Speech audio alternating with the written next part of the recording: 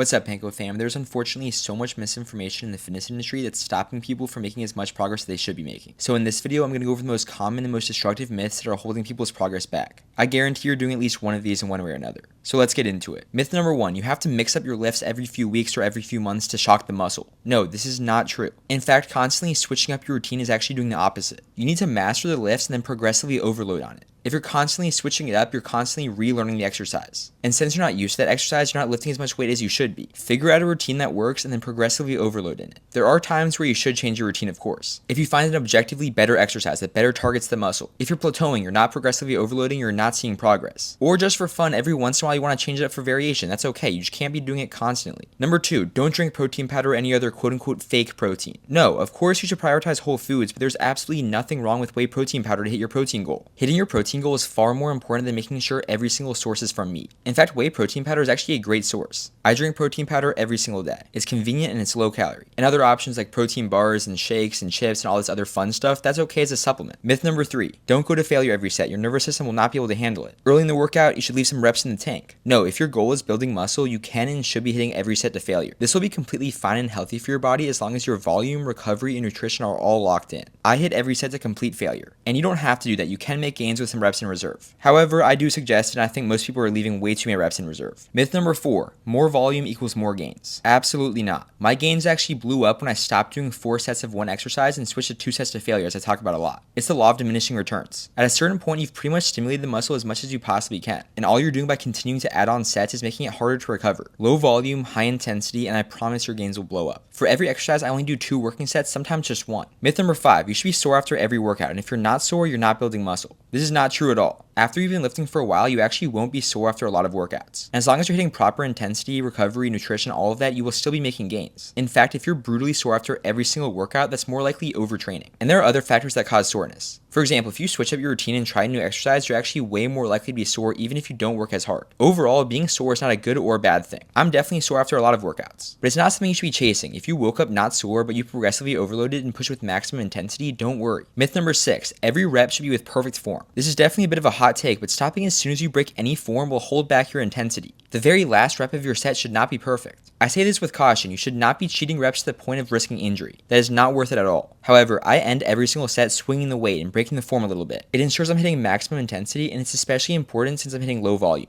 Number 7, drop sets increase intensity. No, they actually do the opposite. Hitting a drop set is essentially hitting another set but with no rest, and then doing less weight because you didn't rest. And as I've talked about before, resting in between sets is actually super important and super underrated. Resting in between sets is not lazy, it's not lacking intensity, it's actually raising your intensity. Because each set you're able to push that muscle to maximum intensity. With that being said, if you enjoy drop sets or you're seeing progress or you're in a rush, feel free to do them. They're just not necessary. I'd rather have 2 sets with proper rest in between where both times I push the maximum weight I can for the maximum reps I can. Failing not because my body is tired, but because I push my target muscle to failure. Number 8, genetics are the most important thing. No, first of all, this just isn't true. Anyone can build an incredible physique. But more importantly, even if this was true, it's a terrible way to think that'll hold you back. You can't change your genetics, so why think about them? If you keep complaining about your genetics and thinking about them, that's not going to change anything. You're going to be in the exact same place you were, but just wasting your time. And plus, you don't know how far your genetics can go until you actually try. When I first started working out at 12 years old, I thought I had bad genetics because I didn't have a six-pack and I had some other friends who did. But now that I went all in on my physique for 7 years, I've realized I actually do have great genetics and I'm super proud of my physique. But if I just constantly complained about my genetics and thought there's no way I can build my dream physique, I never would have come this far. The only way you should think about your genetics is if you see a weak point in yourself and then work to prioritize on that. For example, my biceps are a weak point, so I prioritize them by training them early and training them on leg day. Besides that, there's no reason to be pressed about your genetics. You can and will build your dream physique. Thank you for watching. I really hope this video helped you, and if you have any questions, leave them in the comments and I'll be happy to reply. Much love and stay locked in because we're all headed to the top and we're all building our dream physique this summer.